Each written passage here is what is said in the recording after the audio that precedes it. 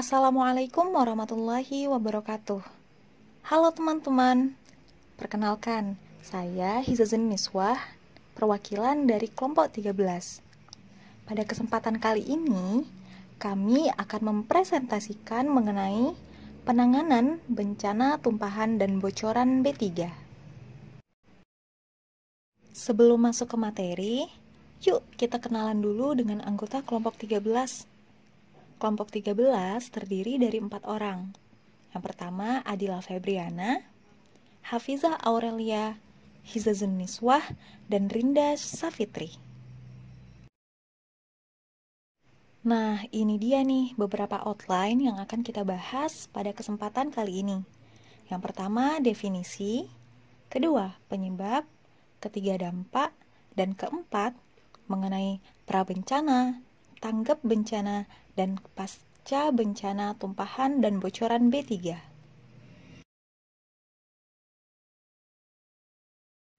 Yuk langsung masuk ke definisi bencana tumpahan dan bocoran B3. Jadi, bencana tumpahan dan bocoran B3 merupakan bencana yang terjadi akibat bahan berbahaya dan beracun atau sering disebut B3. B3 merupakan zat, energi, atau komponen lain yang karena sifat, konsentrasi, atau jumlahnya dapat mencemarkan, merusak, serta membahayakan lingkungan hidup. Selain itu, juga dapat membahayakan kesehatan dan keberlangsungan hidup manusia dan makhluk hidup lainnya, baik itu secara langsung maupun tidak langsung. Lalu, apa sih penyebab bencana tumpahan dan bocoran B3? Nah, berdasarkan sumbernya, limbah B3 dibedakan menjadi 3 jenis. Yang pertama, limbah B3 dari sumber tidak spesifik. Jadi, limbah ini tidak berasal dari proses utama, melainkan dari kegiatan pemeliharaan alat, inhibitor korosi, pelarutan kerak, pencucian, pengemasan, dan lain-lain. Yang kedua, limbah B3 dari sumber spesifik. Nah, limbah ini berasal dari proses suatu industri atau kegiatan utama. Yang terakhir, limbah B3 dari sumber lain. Limbah ini berasal dari sumber yang tidak diduga. Contohnya, produk yang kadaluarsa, sisa kemasan, tumpahan, dan buangan produk yang tidak memenuhi spesifikasi. Nah, ini dia nih contoh dari bencana, tumpahan, dan bocoran B3. Nah, kira-kira apa ya dampak dari bencana, tumpahan, dan bocoran B3? Dampak pertama bagi masyarakat yang terpapar limbah B3 ialah tangan yang panas, gejala pusing, dan mual. Kedua, akan menyebabkan kerusakan lingkungan.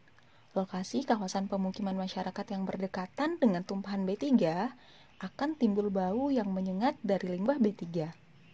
Ketiga, dibutuhkan waktu yang lama untuk memulihkan kondisi lingkungan yang tercemar. Hal ini dapat menyebabkan masyarakat kehilangan sumber pencaharian. Dampak yang keempat, jika tumpahan terjadi di laut, maka akan membuat ikan dan biota lainnya mati, atau membuat ikan yang ditangkap nelayan akan berpotensi mengandung limbah atau racun. Dampak yang terakhir, tumpahan minyak bumi akan merusak ekosistem laut, seperti terumbu karang, lamun, dan ekosistem hutan mangrove. Setelah mengetahui dampaknya, lalu apa sih tindakan prabencana, tanggap bencana, dan pasca bencana yang dapat kita lakukan? Pertama, kita bahas mengenai prabencana. Beberapa tindakan yang dapat dilakukan ialah 1.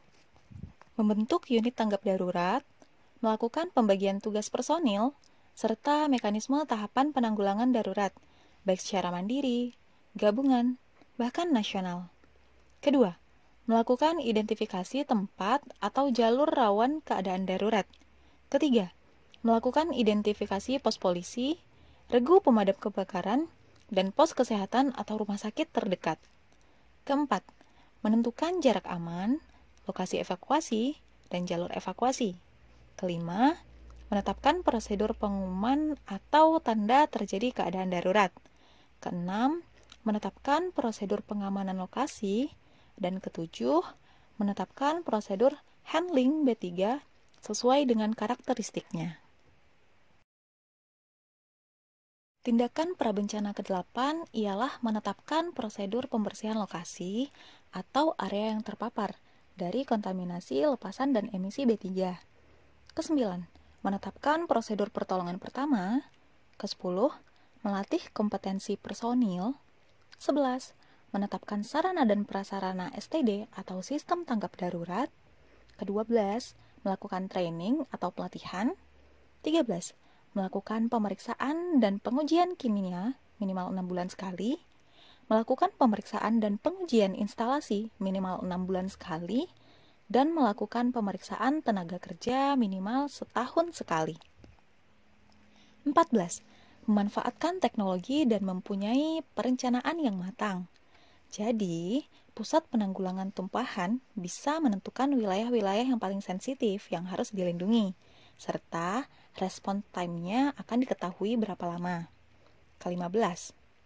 Nah, bahan kimia B3 ini kan lebih banyak dihasilkan dari proses industri, seperti pertambangan, pembangkit listrik, industri perhotelan, dan lain-lain.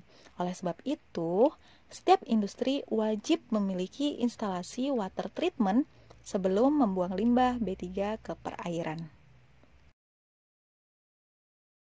Kemudian, tindakan tanggap darurat bencana yang dapat kita lakukan diantaranya. 1. Petugas yang pertama kali mengetahui bencana B3 melakukan upaya pemberhentian sumber lepasan dan emisi B3. Kedua, apabila tidak dapat dilakukan upaya pemberhentian sumber, maka segera komunikasikan kepada unit tanggap darurat perusahaan atau melakukan pemadaman secara mandiri. 3.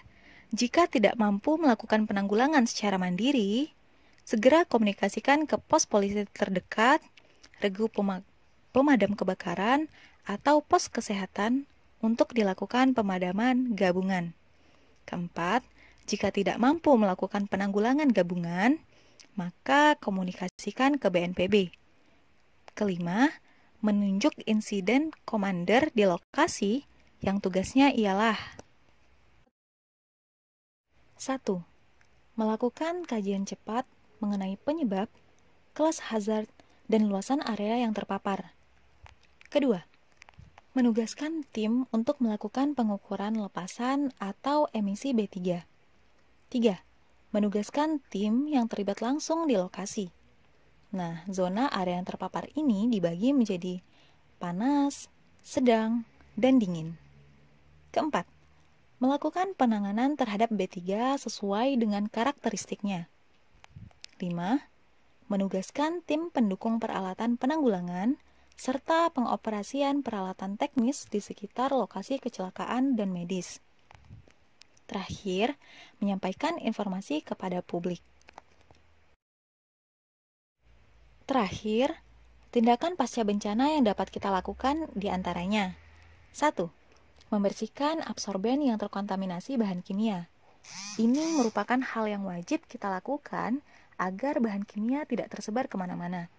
Kedua, melakukan perbaikan dan pemulihan atau rehabilitasi semua aspek pelayanan publik atau masyarakat, terutama pada wilayah yang terkontaminasi atau terdampak dari tumpahan dan bocoran B3.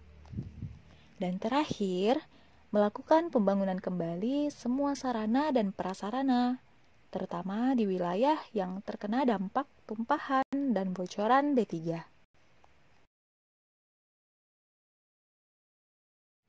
Penanggulangan tumpahan bahan B3 di laut maupun di darat memerlukan pengetahuan, keahlian, dan peralatan khusus. Pada dasarnya, industri yang mengolah dan menangani bahan yang mudah meledak serta mudah terbakar, seperti minyak bumi, gas alam, serta bahan-bahan kimia reaktif yang tidak stabil, memiliki resiko yang sangat tinggi terhadap suatu bencana industri. Inti dari penanganan tumpahan bahan B3 ini ialah bagaimana paparan vapornya tidak menjangkau pemukiman warga. Nah, itulah tadi pembahasan mengenai penanggulangan bencana tumpahan dan bocoran B3. Sekian dari kelompok kami. Lebih dan kurangnya mohon maaf. Billahi taufik wal hidayah. Wassalamualaikum warahmatullahi wabarakatuh. Sampai jumpa di lain kesempatan.